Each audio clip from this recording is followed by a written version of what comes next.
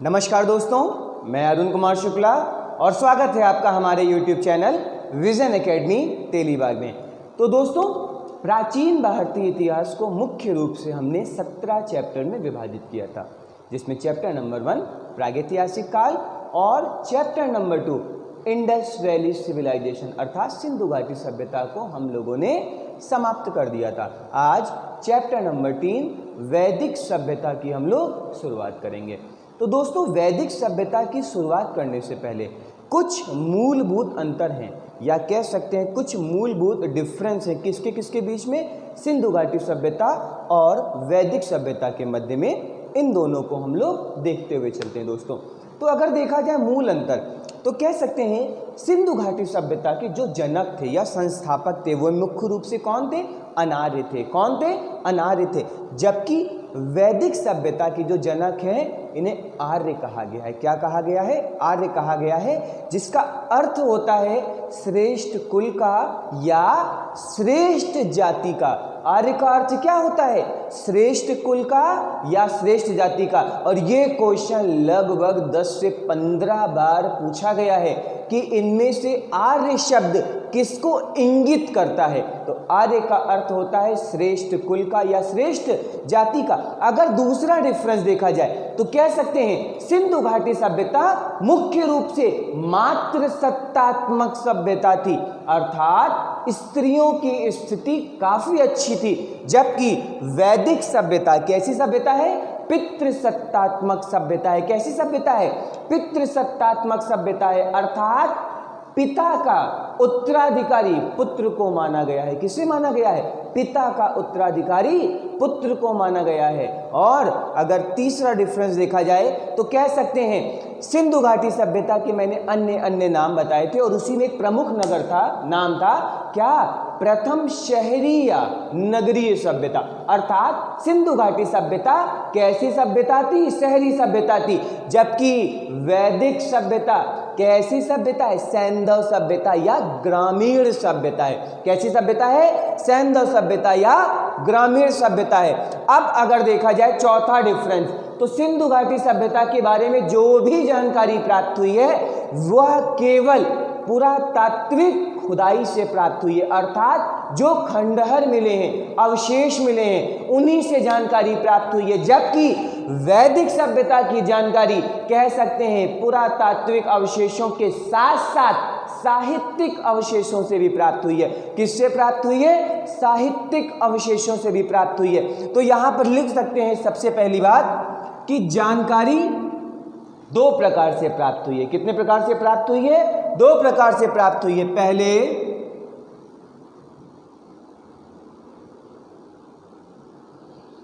पुरातात्विक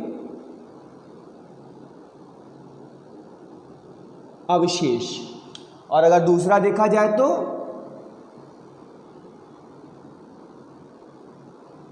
साहित्यिक अवशेष, या कह सकते हैं यहां पर साक्ष्य।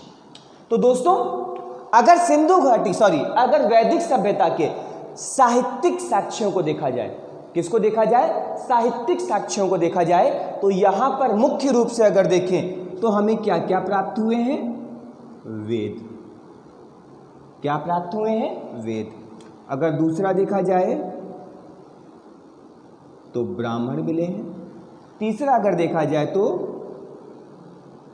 आरण्यक मिले हैं। अगर चौथा देखा जाए, क्या देखा जाए, चौथा देखा जाए तो क्या प्राप्त हुए हैं आपको,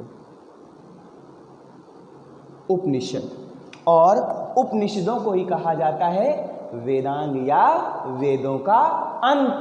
तो कह सकते हैं वैदिक सभ्यता में साहित्यिक साक्ष्यों को देखा जाए तो इसमें आपको वेद प्राप्त हुए हैं, ब्राह्मण प्राप्त हुए हैं, आरण्यक प्राप्त हुए हैं और उपनिषद प्राप्त हुए हैं। क्या प्राप्त हुए हैं, उपनिषद प्राप्त हुए हैं। और वेदों में देखा जाए तो मुख्य रूप से 4 वेद मिले हैं। कितने वेद मिले हैं, 4।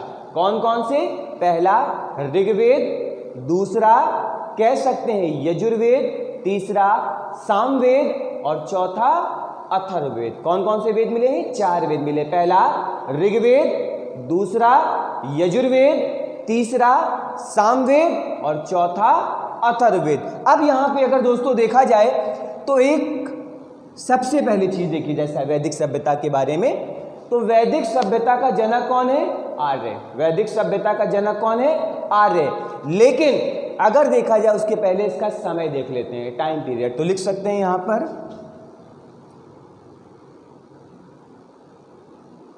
समय 1500 BC से 600 BC, 1500 BC से 600 BC। और BC का अर्थ होता है ईसा पूर्व। क्या अर्थ होता है? ईसा पूर्व। या BC का अर्थ हो गया ईसा पूर्व, अर्थात कह सकते हैं ईसा मसीह के पहले का समय।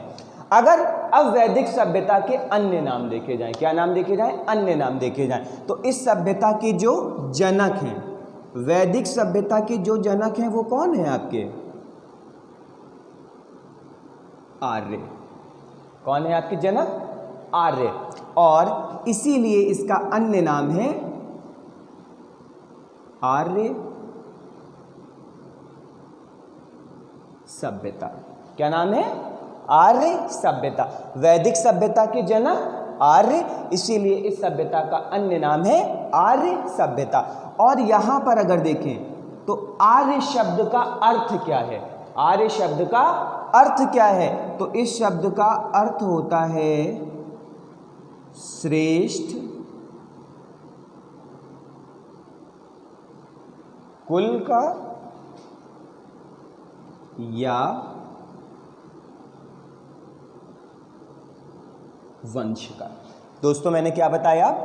वैदिक सभ्यता में मुख्य रूप से पुरातात्विक साक्ष्यों के साथ साथ साहित्यिक साक्ष्य में मिले, और साहित्यिक साक्ष्यों में वेद, ब्राह्मण, आरण्यक, उपनिषद।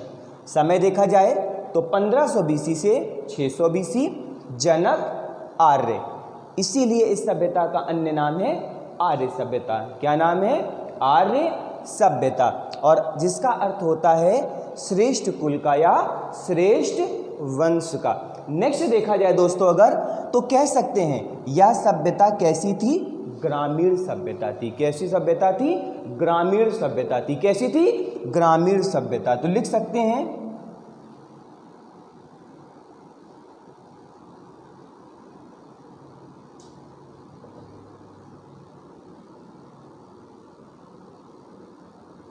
कैसी सभ्यता थी? ग्रामीण थी। अब दोस्तों अगर यहां पर देखा जाए, एक क्वेश्चन आया आपके सामने। क्या क्वेश्चन आया? कि आर्य शब्द का सर्वप्रथम श्रेष्ठ कुल या श्रेष्ठ वंश के रूप में किसने व्याख्यान किया? किसने व्याख्यान किया? तो यहां पर दोस्तों देखते चलेंगे। सर्वप्रथम आर्यों को श्रेष्ठ कुल का या श्रेष्ठ वंश का कहा है किसने? प्रोफेसर मैक्स मूलर ने। किसने कहा है? प्रोफेसर मैक्स मूलर ने। और कब कहा है? 1853 ईस्वी में। तो दोस्तों यहां पर एक छोटा सा यहां पे आगे नोट करके लिख लेंगे, प्रोफेसर मैक्स मूलर द्वारा 1853 ईस्वी में क्या कहा गया था इन्हें? श्रेष्ठ कुल का या श्रेष्ठ वंश का। क्या कहा गया था? श्रेष्ठ कुल का या श्रेष्ठ वंश का। अब यहां पर अगर देखा जाए तो वैदिक सभ्यता, और वैदिक सभ्यता में अगर देखा जाए कि यहाँ के लोगों का मुख्य व्यवसाय क्या था? मुख्य व्यवसाय क्या था? तो दोस्तों यहाँ पर ऐसे लिखेंगे एरो बनाकर, मुख्य व्यवसाय। तो ये क्या था आपका? पशु चारण। क्या था आपका? पशु चारण। और अगर देखा जाए तो गौण व्यवसाय क्या था? अर्थात कह सकते हैं पशुपालन के अतिरिक्त जो व्यवसाय था, ये था आपका कृषि। क्या था? कृषि।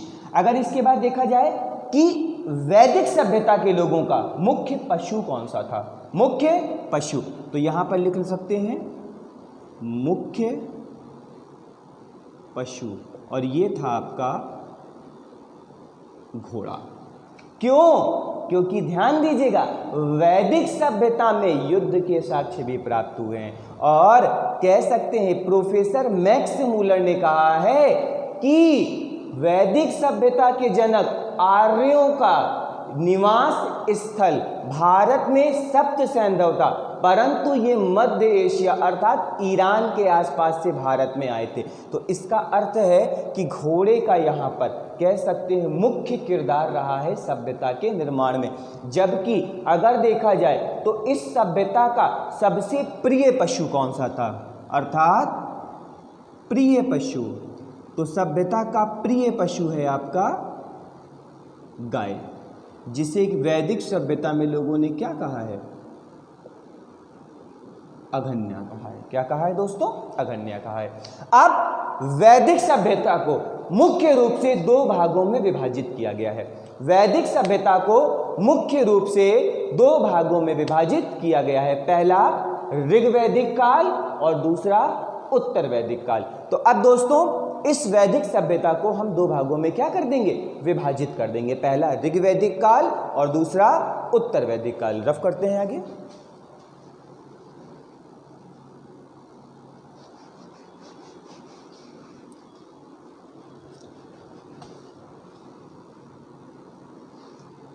ठीक है दोस्तों,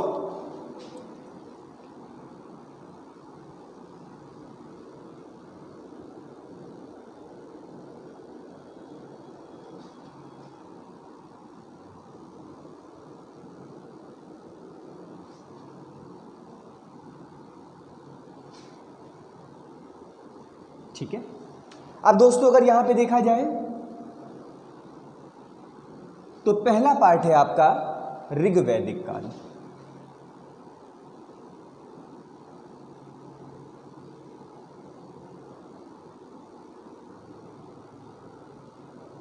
और अगर इसका टाइम पीरियड देखा जाए तो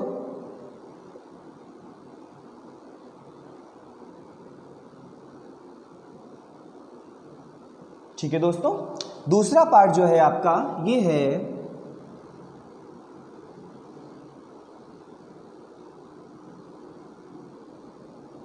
उत्तर वैदिक काल, और इसका टाइम पीरियड अगर देखा जाए तो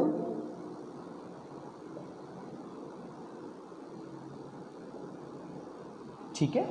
तो दोस्तों यहां पर कह सकते हैं ऋग्वैदिक काल को मुख्य रूप से दो भागों में विभाजित किया गया। पहला ऋग्वैदिक काल, वैदिक सभ्यता को मुख्य रूप से दो भागों में विभाजित किया गया, पहला ऋग्वैदिक काल और दूसरा उत्तर वैदिक काल।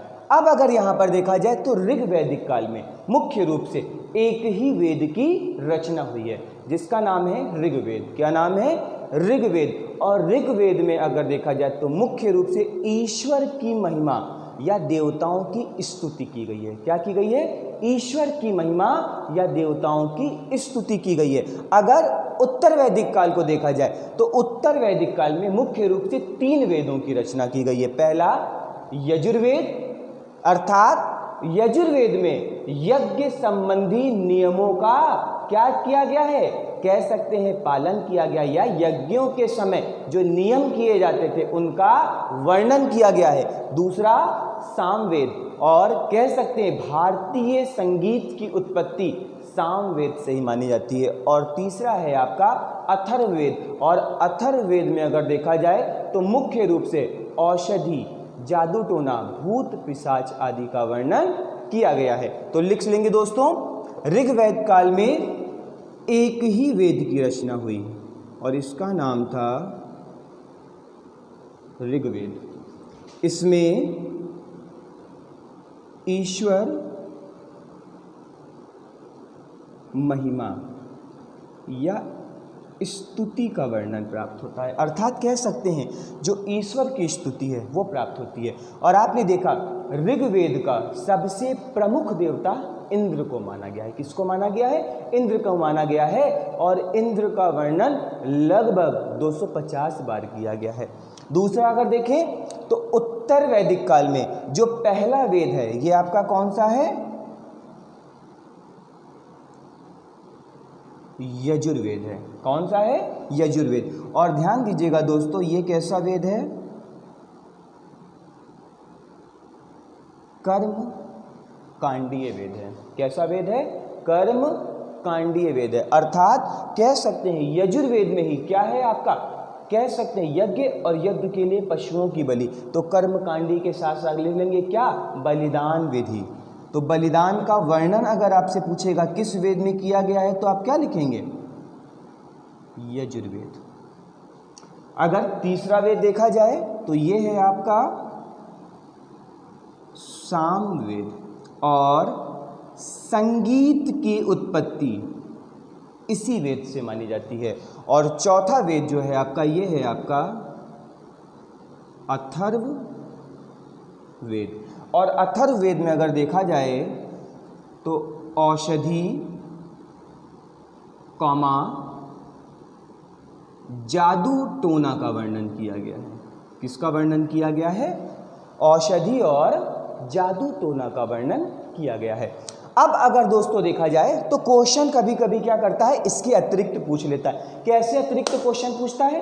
तो देख सकते हैं, पूछ लेता है कि ऋग्वेद के प्रमुख ब्राह्मण कौन कौन से हैं। ऋग्वेद के प्रमुख ब्राह्मण कौन कौन से हैं? तो ऋग्वेद के प्रमुख 2 ब्राह्मण हैं। कितने ब्राह्मण हैं? 2। पहला है आपका ऐतरेय ब्राह्मण और दूसरा है कौशितकी ब्राह्मण। कौन सा है? पहला ऐतरेय ब्राह्मण है और दूसरा कौशितकी ब्राह्मण। अगर यजुर्वेद को देखा जाए तो यजुर्वेद के भी 2 ब्राह्मण हैं। पहला है सतपथ ब्राह्मण, पहला है सतपथ ब्राह्मण या तैत्रीय ब्राह्मण, या तैत्रीय ब्राह्मण। अगर सामवेद को देखा जाए तो सामवेद का जो ब्राह्मण है उसका नाम है पंचविश ब्राह्मण। क्या नाम है? पंचविश ब्राह्मण। और अथर्ववेद का अगर ब्राह्मण देखा जाए तो इस ब्राह्मण का नाम है गोपथ ब्राह्मण। क्या नाम है? गोपथ ब्राह्मण। तो दोस्तों मैंने क्या बोला? ऋग्वेद के ब्राह्मण। तो ऋग्वेद में अगर देखा जाए तो कह सकते हैं यहाँ पर ऐतरेय व कौशितकी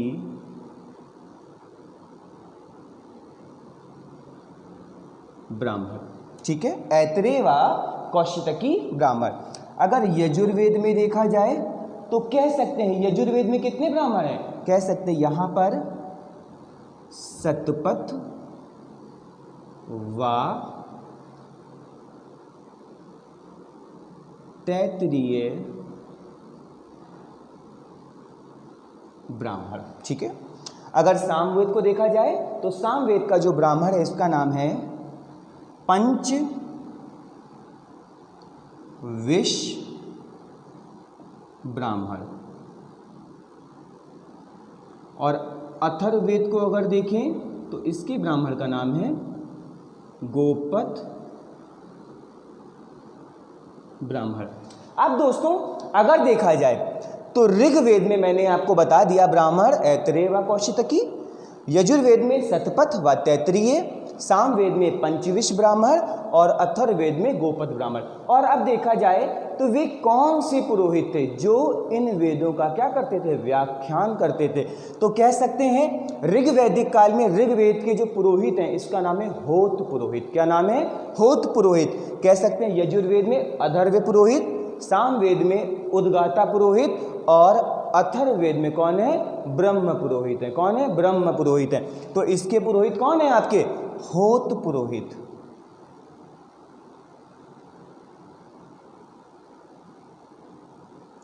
अगर देखा जाए दूसरा तो यजुर्वेद के पुरोहित कौन है आपके? अधर्व पुरोहित।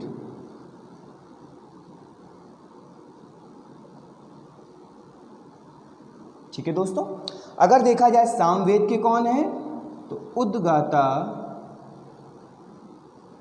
पुरोहित। और अगर अथर्ववेद के देखा जाए तो ये हैं आपके ब्रह्म पुरोहित।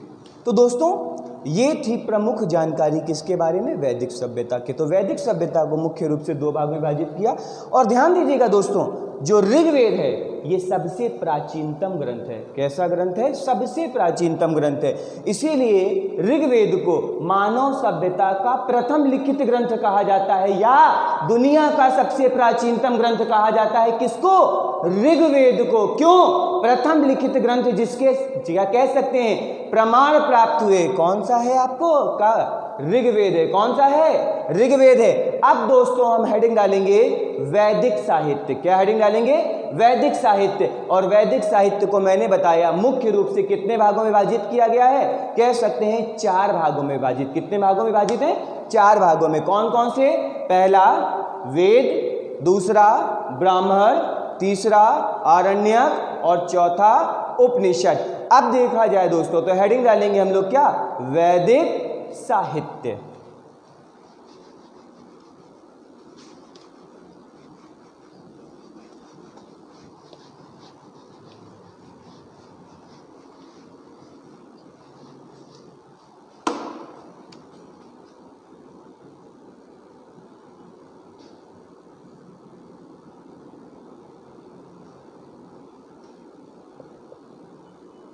ठीक है दोस्तों, अब यहां पर देखा जाए तो वैदिक जो है ये वेद शब्द से निकला है। वैदिक जो है ये वेद शब्द से निकला है, जिसका अर्थ होता है जानना। जिसका अर्थ क्या होता है? जानना। और कह सकते हैं वैदिक साहित्य जो है इसका आदान प्रदान कैसे किया जाता था? मौखिक रूप से किया जाता था। कैसे किया जाता था? मौखिक रूप से किया जाता था। इसीलिए इसे श्रुति अर्थात कह सकते हैं सुनना, या दैवीय ज्ञान भी कहा जाता है। इसे क्या कहा जाता है?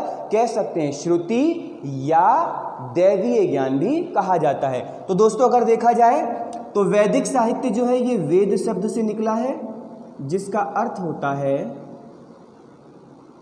जानना। फिर लिख लेंगे मुख्यतः मौखिक आदान प्रदान। आदान प्रदान कैसे होता था? मौखिक। और मौखिक आदान प्रदान होता था, इसीलिए इसे क्या कहा जाता था? श्रुति।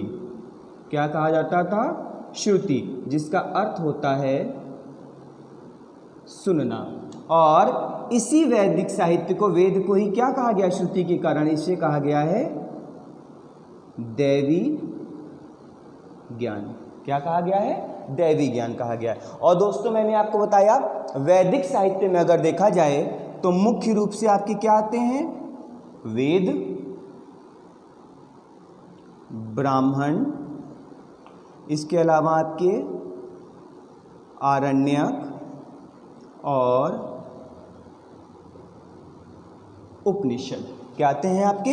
वेद, ब्राह्मण, आरण्यक और उपनिषद। और वेदों में अगर देखा जाए तो कह सकते हैं मुख्य रूप से कितने वेद आते हैं? 4। कौन कौन से? कह सकते हैं number 1 Rigveda, number 2 Yajurveda, number 3 Samaveda और नंबर 4 अथर्ववेद। और इन चारों को सम्मिलित रूप से क्या कहा जाता है? वैदिक संहिता कहा जाता है। तो लिख सकते हैं वेदों को वैदिक संहिता कहा जाता है।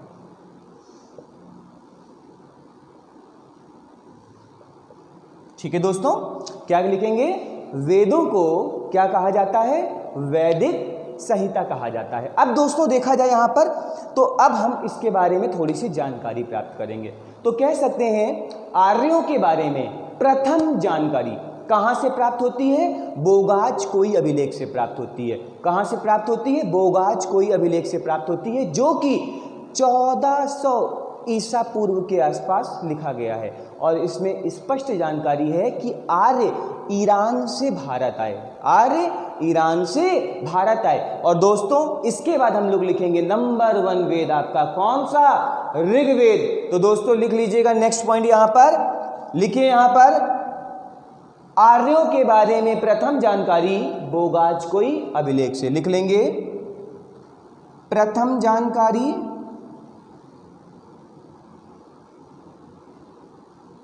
बोगाज कोई अभिलेख। ठीक है दोस्तों, कब लिखा गया है ये? 1400 ईसा पूर्व या बीसी। और क्या दिया गया है इसमें कि आर्य ईरान से भारत आए। लिख लीजिएगा इसी के नीचे, आर्य ईरान से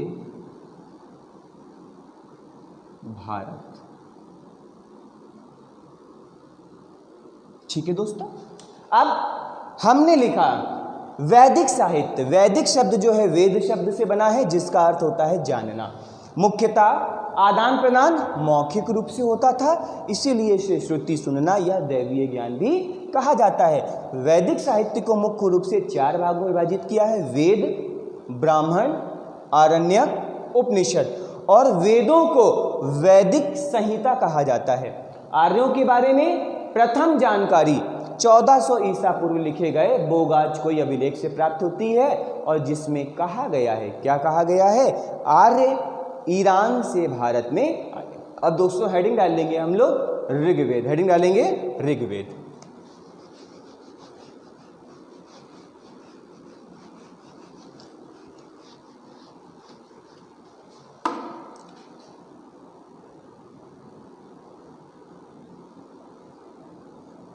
ठीक है दोस्तों।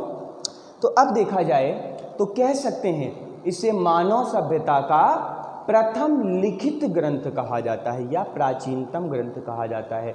और इसका जो उपवेद है वो है आपका आयुर्वेद या जीवन विज्ञान। तो लिख लेंगे दोस्तों यहां पर सबसे पहले मानव सभ्यता का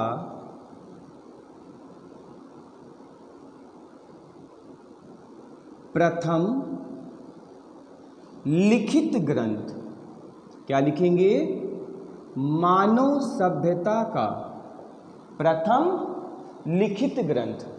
अगर अब इसका उपवेद देखा जाए तो इसका उपवेद है आयुर्वेद, और इसका अर्थ होता है जीवन विज्ञान। क्या अर्थ होता है? जीवन विज्ञान। अब अगर देखा जाए दोस्तों तो कह सकते हैं ऋग्वेद में मुख्य रूप से 1028 मंत्र हैं। कितने हैं? 1028 मंत्र हैं जो 10 मंडलों में विभक्त हैं। किसमें विभक्त हैं? 10 मंडलों में विभक्त हैं। और पहला व 10वां मंडल बाद में जोड़ा गया। क्या बोला दोस्तों मैंने? पहला व 10वां मंडल बाद में जोड़ा गया। और 10वां मंडल जो है यही है आपका पुरुष सूक्त। क्या है आपका? पुरुष सूक्त, जिसमें सर्वप्रथम वर्ण विभाजन दिखाया गया है। क्या दिखाया गया है? वर्ण विभाजन दिखाया गया है। और कहा गया है कि वर्णों को मुख्य रूप से 4 भागों में विभाजित किया गया है। कौन कौन सा? ब्राह्मण, क्षत्रिय, वैश्य और शूद्र। कहा गया है इसमें कि ब्रह्मा के मुख द्वारा ब्राह्मणों की उत्पत्ति हुई, भुजाओं से क्षत्रियों की, नाभि स्थल से वैश्यों की, और कह सकते हैं पैरों की उंगलियों से शूद्रों का प्रादुर्भाव हुआ। तो कह सकते हैं वर्ण विभाजन का प्रथम साक्ष्य ऋग्वेद के 10वें मंडल में पुरुष सूक्त से प्राप्त होता है दोस्तों। तो मैंने क्या बताया? कुल 1028 मंत्र जो 10 मंडलों में विभक्त हैं। 9वां मंडल अगर दोस्तों देखा जाए तो 9वां मंडल सोम को समर्पित है। किसको समर्पित है? सोम को समर्पित है। और कह सकते हैं इसमें कुल 114 मंत्र हैं जो सोम को दिए गए हैं। यहाँ पर सोम से तात्पर्य सोम रस से है। किससे है? सोम रस से है, जो कि हिमालय की ऊंची मंजुवत पर्वत श्रृंखला से प्राप्त किया जाता था और इंद्र को अत्यधिक प्रिय था। इंद्र को अत्यधिक प्रिय था। तो दोस्तों कुछ लिखते चलेंगे। क्या लिखेंगे? कुल 1028 मंत्र। फिर लिख लेंगे 10 मंडलों में विभक्त। कितने मंडलों में विभक्त हैं? 10 मंडलों में। फिर एरो बनाकर लिखेंगे पहला व 10वां बाद में जोड़ा कर। कब जोड़ा? बाद में जोड़ा। और 10वां मंडल जो है ये आपका क्या है?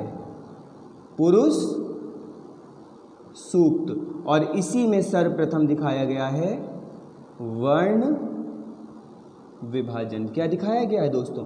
वर्ण विभाजन। और वर्ण विभाजन में दिखाया गया ब्राह्मण, क्षत्रिय, वैश्य और शूद्र। दोस्तों क्या दिखाया गया है? ब्राह्मण, क्षत्रिय, वैश्य और शूद्र। लिख लेंगे दोस्तों, फिर नेक्स्ट आगे देखते हैं इसके बारे में। क्या लिखेंगे दोस्तों? नवा मंडल सोम को समर्पित।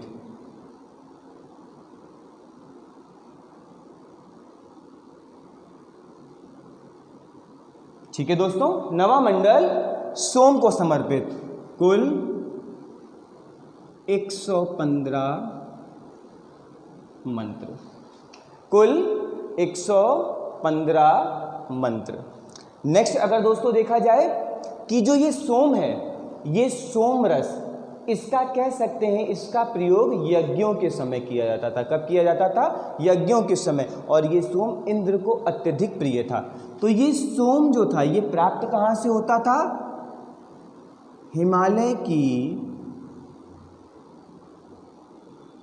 मंजुवत पर्वत से। ठीक है दोस्तों, और इसके नीचे लिख लेंगे इंद्र को अत्यधिक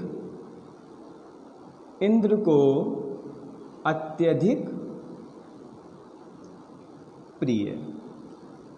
ठीक है दोस्तों, नेक्स्ट देखा जाए तो कह सकते हैं दूसरे से सातवें मंडल को वंश मंडल कहा जाता है। दूसरे से सातवें मंडल को वंश मंडल कहा जाता है और इसकी रचना आर्यों ने की है और ये सबसे प्राचीन है। क्या है? सबसे प्राचीन है। और 8वें व 9वें मंडल की रचना अनार्यों ने की है। किसने की है? अनार्यों ने की है। तो दोस्तों लिख लेंगे यहां पर दूसरे से सातवां मंडल सबसे प्राचीन, और इसीलिए इन्हें क्या कहा जाता है? वंश मंडल। रचनाकार कौन है इसके?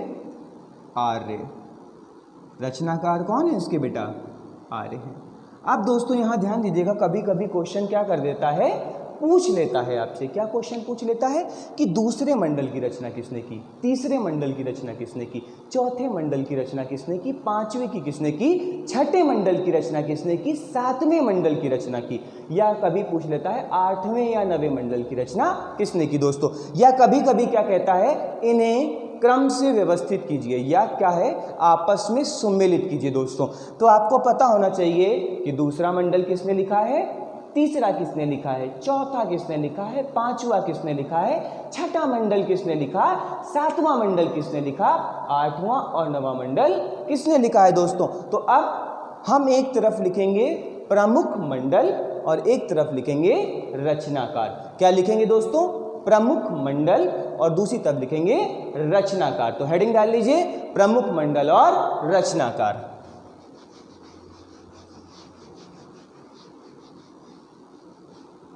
ठीक है दोस्तों, क्या लिखेंगे?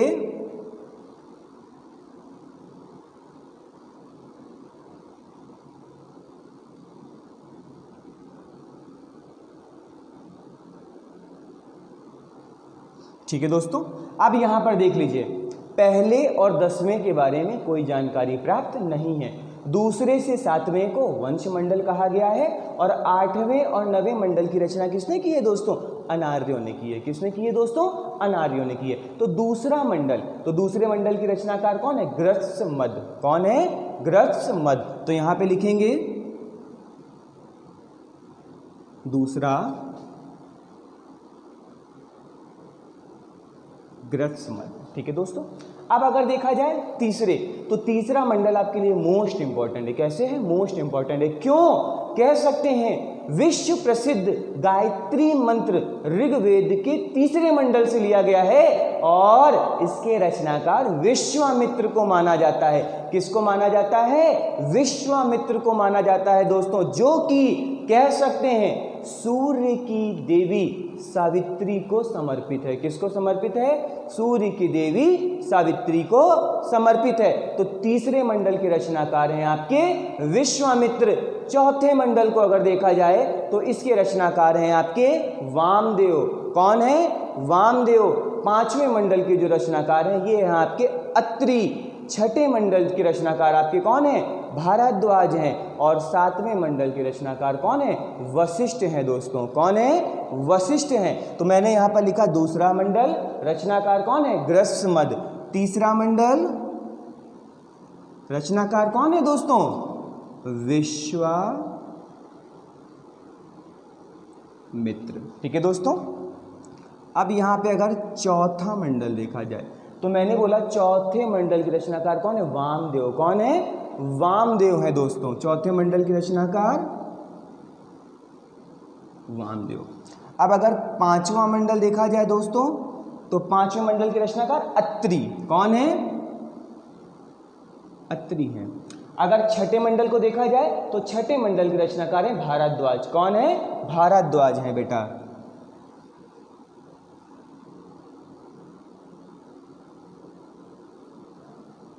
और सातवें मंडल के रचनाकार कौन है आपके? वशिष्ठ हैं। कौन है? वशिष्ठ हैं। अब दोस्तों यहां पर ये तो मैंने आपको बता दिए, इन्हें क्या कहा गया है? वंश मंडल। क्या कहा गया है? वंश मंडल। और इसकी रचना किसने की है? आर्यों द्वारा की गई। किसके द्वारा की गई है? आर्यों द्वारा की गई है। ठीक है। अब दोस्तों मैंने बोला कि आठवां और नवां मंडल, तो अगर आठवें मंडल को देखा जाए दोस्तों, ठीक है, तो आठवें मंडल के जो रचनाकार हैं ये हैं आपके कर्ण। कौन है? कर्ण। और अगर नवें मंडल को देखा जाए तो इसके रचनाकार हैं अंगिरस। कौन है? अंगिरस। और ये हैं आपके अनार्य। ठीक है दोस्तों। तो ये हैं आपके ऋग्वेद के प्रमुख मंडल और उसके रचनाकार। और दोस्तों अगर लिखना हो तो यहीं पर आगे करके लिख लीजिए गायत्री मंत्र के रचनाकार। गायत्री मंत्र के रचनाकार कौन है आपके? विश्वामित्र हैं। और जो ऋग्वेद के तीसरे मंडल से लिया गया है। अब अगर दोस्तों यहां पर देखा जाए तो कह सकते हैं ऋग्वेद जो है इसकी कई बातें ईरानी ग्रंथ अवेस्ता से प्राप्त होती हैं। किससे प्राप्त होती हैं? ईरानी ग्रंथ अवेस्ता से प्राप्त होती हैं या मिलती हैं। इसके अलावा अगर दोस्तों देखा जाए तो प्रोफेसर मैक्स मूलर के अनुसार आर्यों का उद्भव कहाँ पर हुआ? मध्य एशिया में ईरान से हुआ। और भारत में आकर के ये लोग जहाँ बसे इसे कहा जाता है सप्त सिंधु या सप्त सैंधव प्रदेश, जिसका अर्थ होता है 7 नदियों का देश। इसके अलावा दोस्तों अगर देखा जाए तो ऋग्वेद का सबसे प्रमुख देवता कौन था? इंद्र था, जिसका वर्णन 250 बार किया गया है। कितने बार किया गया है? 250 बार किया गया है। और इंद्र को पुरंदर कहा गया है। क्या कहा गया है? पुरंदर कहा गया है, जिसका अर्थ होता है किला भेदने वाला। क्या कहा? जिसका अर्थ होता है किला भेदने वाला। और ध्यान दीजिएगा दोस्तों, ऋग्वेद की सबसे प्रमुख नदी कौन सी थी आपकी? कह सकते हैं सरस्वती थी, जिसे नदी तमा अर्थात नदियों की माता कहा गया है। और कह सकते हैं सबसे महत्वपूर्ण नदी या जिस नदी का सबसे अधिक बार उल्लेख हुआ है उसका है नाम है सिंधु, जिसे हिरण्यवी नदी कहा गया है। और इसके विसर्जन स्थल को क्या कहा गया है? परावत कहा गया है, जिसे वर्तमान समय में अरब सागर कहा जाता है। और गंगा का उल्लेख 1 बार व यमुना का उल्लेख 3 बार किया गया है दोस्तों। इसके अलावा ध्यान दीजिएगा, एक भारतीय विद्वान है जिनका नाम है बाल गंगाधर तिलक या लोकमान्य तिलक। लोकमान्य तिलक कहते हैं कि आर्यों की उत्पत्ति उत्तरी ध्रुव से होती है। लेकिन दोस्तों ज़्यादातर वैज्ञानिकों ने या कह सकते हैं ज़्यादातर विद्वानों ने इसे अमान्य घोषित किया है। क्या घोषित किया है? अमान्य घोषित किया है। तो दोस्तों अब ये प्रमुख जानकारियां जो हैं ऋग्वेद के बारे में, इन्हें भी हम नोट डाउन करते चलेंगे। तो लिख लेंगे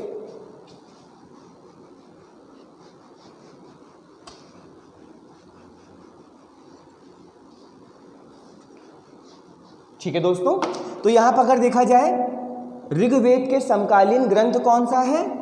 अवेस्ता। समकालीन ग्रंथ अवेस्ता।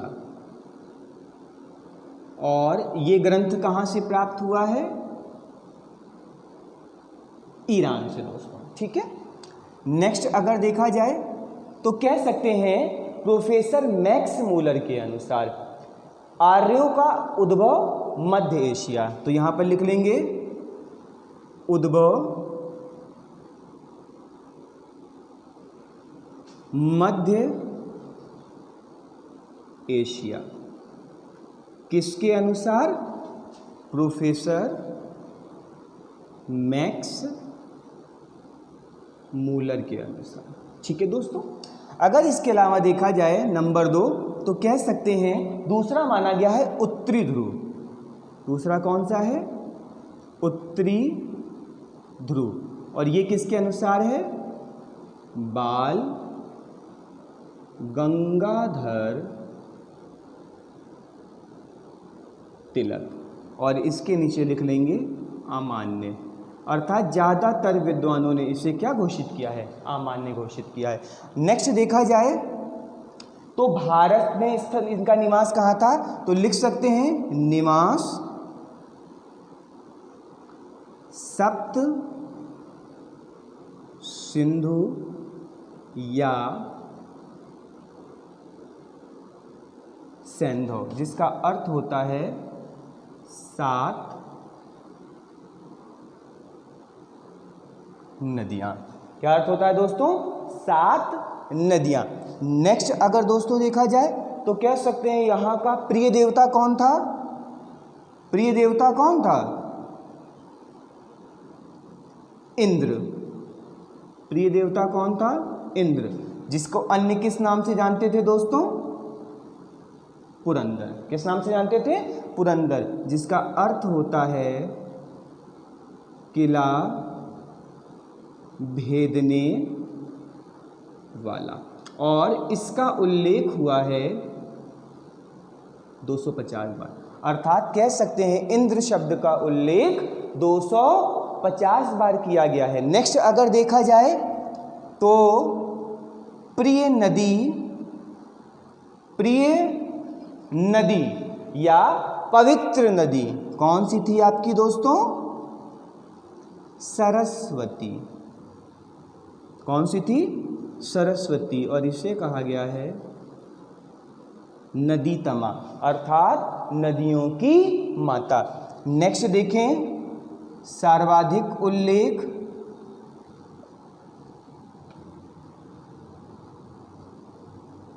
और उल्लेख किसका बेटा? नदी का। सर्वाधिक उल्लेख किस नदी का हुआ है? तो इसका नाम है सिंधु। और इसे ये लोग क्या कहते थे? हिरण्यवी नदी कहते थे। क्या कहते थे दोस्तों? हिरण्यवी नदी कहते थे। और इसके विसर्जन स्थल को क्या कहते थे? विसर्जन परावत। क्या है आपका बेटा? परावत, जिसे वर्तमान समय में कहा जाता है अरब सागर। क्या कहा जाता है दोस्तों? जिसे वर्तमान समय में कह सकते हैं, इस परावत को वर्तमान समय में क्या कहते थे दोस्तों? कहते हैं अरब सागर। नेक्स्ट देखा जाए तो यहाँ पर दोस्तों थोड़ा सा स्पेस कम है तो ऊपर लिख लेते हैं। यहाँ पर थोड़ा सा क्या लिख लेंगे? गंगा का उल्लेख 1 बार व यमुना 3 बार। ठीक है दोस्तों, तो ये थी प्रमुख जानकारी किसके बारे में? ऋग्वेद के बारे में। अब दोस्तों हम नंबर 2 वेद पढ़ेंगे जिसका नाम है यजुर्वेद। क्या नाम है दोस्तों? यजुर्वेद। तो हेडिंग डालिए अब यजुर्वेद।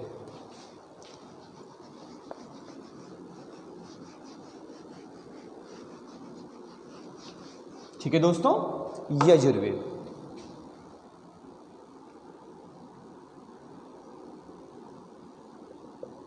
ठीक है दोस्तों, तो कह सकते हैं यजुर्वेद एक कर्मकांडीय वेद है। कैसा वेद है? कर्म कांडीय वेद है, जिसका उपवेद धनुर्वेद या युद्ध कला है। जिसका उपवेद धनुर्वेद या कह सकते हैं आपका क्या है, युद्ध कला है। और इस यजुर्वेद में यज्ञों के समय किए जाने वाले नियमों का उल्लेख किया गया है। और सर्वप्रथम राजसूय व वाजपेयी यज्ञों की जानकारी इसी यजुर्वेद से प्राप्त होती है। किससे प्राप्त होती है? इसी यजुर्वेद से प्राप्त होती है। यजुर्वेद को मुख्य रूप से दो भागों में बांटा गया है। नंबर 1 कृष्ण यजुर्वेद और नंबर 2 शुक्ल यजुर्वेद। नंबर 1 कृष्ण यजुर्वेद और नंबर 2 शुक्ल यजुर्वेद। कृष्ण यजुर्वेद जो है ये केवल आपका पद्य में है। कृष्ण यजुर्वेद केवल आपका पद्य में है, जबकि कह सकते हैं आपका जो शुक्ल यजुर्वेद है वो गद्य व पद्य दोनों में है। और इसी का अन्य नाम है वाजसनेयी संहिता। एक क्वेश्चन आता है कई बार, कौन सा वेद गद्य व पद्य में है? तो दोस्तों मैंने बताया कि यजुर्वेद का जो शुक्ल यजुर्वेद है ये गद्य व पद्य दोनों में है। तो कह सकते हैं यहाँ पर स्पष्ट हो जाता है कि यजुर्वेद वो वेद है जो गद्य व पद्य दोनों में दिया गया है दोस्तों। और यजुर्वेद का जो अंतिम भाग है ये कहलाता है ईशोपनिषद, अर्थात कह सकते हैं ईश्वर में आस्था या आध्यात्मिक चिंतन। तो दोस्तों अब यजुर्वेद को हम लोग यहाँ पर लिखते हैं। सबसे पहले कर्म कांडीय वेद। क्या लिखेंगे सबसे पहले? कर्म कांडीय वेद। ठीक है दोस्तों, कर्म कांडीय वेद। अगर इसका उपवेद देखें तो उपवेद दोस्तों मैंने आपको क्या बताया? धनुर्वेद। क्या है आपका? धनुर्वेद या युद्ध कला। कौन सा है आपका? धनुर्वेद या युद्ध कला। फिर दोस्तों मैंने आपसे क्या बताया? कह सकते हैं इसमें क्या है? यज्ञों के समय किए जाने वाले नियम। तो लिख सकते हैं उल्लेख किसका है? यज्ञों के समय किए जाने वाले नियम।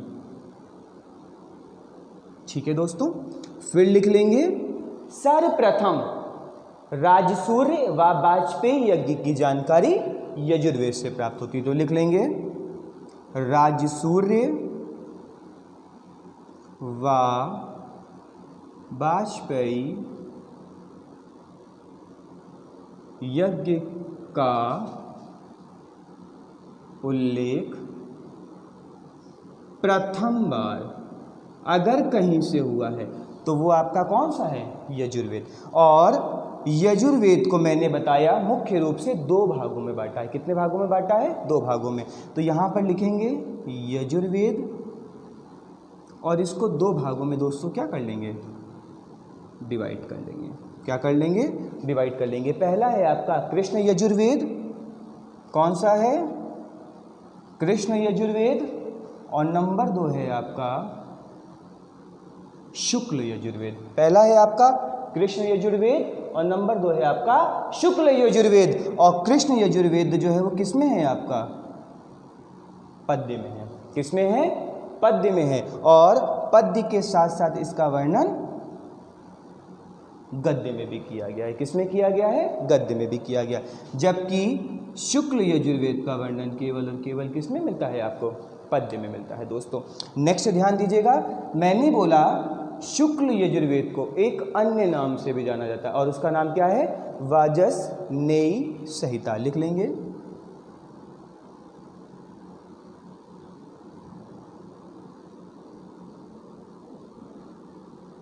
ठीक है दोस्तों, लास्ट जानकारी अगर देखा जाए तो कह सकते हैं यजुर्वेद का जो अंतिम भाग है ये क्या कहलाता है? ईशोपनिषद, अर्थात आध्यात्मिक चिंतन कहलाता है। तो लिख लेंगे दोस्तों इसको भी। अंतिम भाग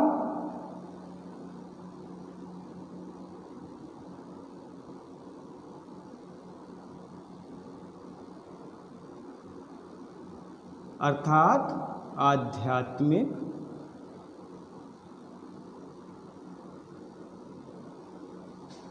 कह सकते हैं ईश्वरीय चिंतन।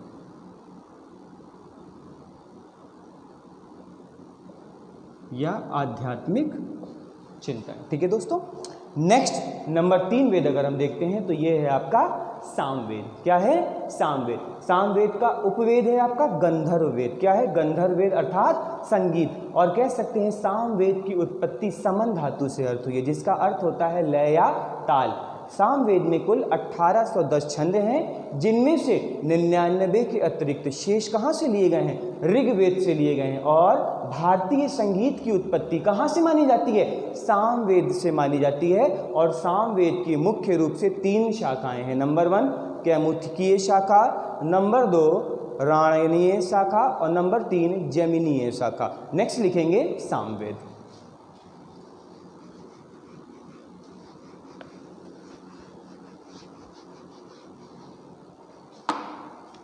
क्या लिखेंगे दोस्तों? ठीक है। क्या बताया दोस्तों मैंने आपको? उपवेद गंधर्व वेद। नंबर 1 उपवेद, ब्रैकेट में यहां पे लिख लेंगे गंधर्व वेद या संगीत। ठीक है दोस्तों। अब अगर देखा जाए तो कह सकते हैं उत्पत्ति समन धातु से। उत्पत्ति समन धातु से। और इस समन धातु का अर्थ क्या होता है? लय या ताल। क्या अर्थ होता है? लय या ताल। कुल 1810 छंद, जिनमें 99 के अतिरिक्त शेष ऋग्वेद से। तो दोस्तों अगर क्वेश्चन कभी आ जाए कि कौन सा वेद ऋग्वेद का पूरक है, तो आपका आंसर क्या होगा? सामवेद। क्यों? क्योंकि 1810 छंद हैं, जिसमें 99 अतिरिक्त शेष कहाँ से लिए गए?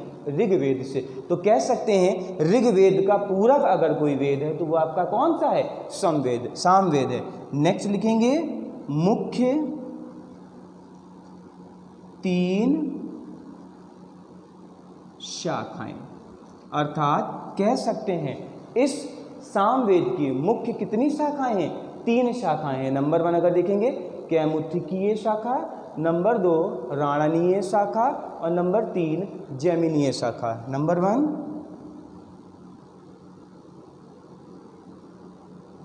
नंबर 2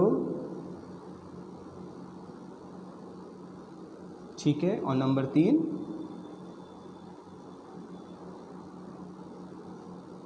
ठीक है दोस्तों।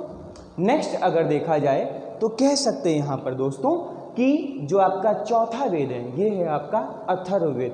कौन सा है? अथर्ववेद। अगर उपवेद देखा जाए तो शिल्प वेद या स्थापत्य वेद, और कह सकते हैं अथर्ववेद को अंतिम वेद कहा जाता है। लेकिन दोस्तों उसके पहले एक पॉइंट लिख लेंगे, यहाँ पर नोट करके लिखेंगे प्रथम 3 वेदों को संयुक्त रूप से त्रयी कहा जाता है। क्या लिखेंगे?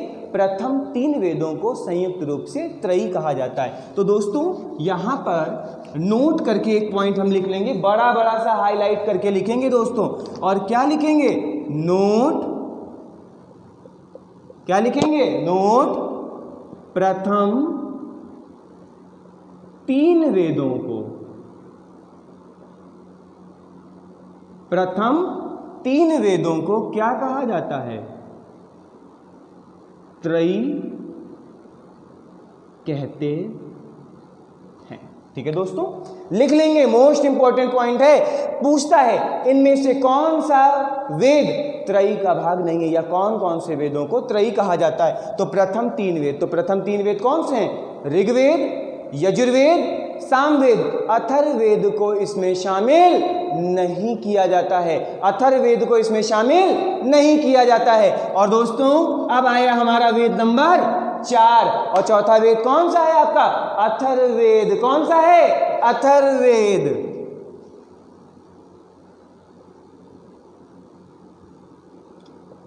ठीक है दोस्तों, अगर देखा जाए तो उपवेद क्या है? शिल्प वेद।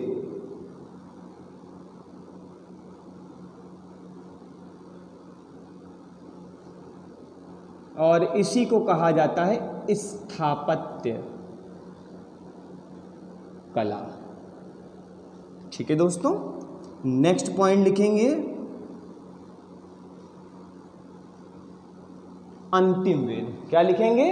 अंतिम वेद। और अगर दोस्तों देखा जाए तो अथर्ववेद में ही सर्वप्रथम जादू टोना, भूत पिशाच, वशीकरण इत्यादि के बारे में उल्लेख प्राप्त होता है। तो लिख लेंगे वशीकरण, औषधि,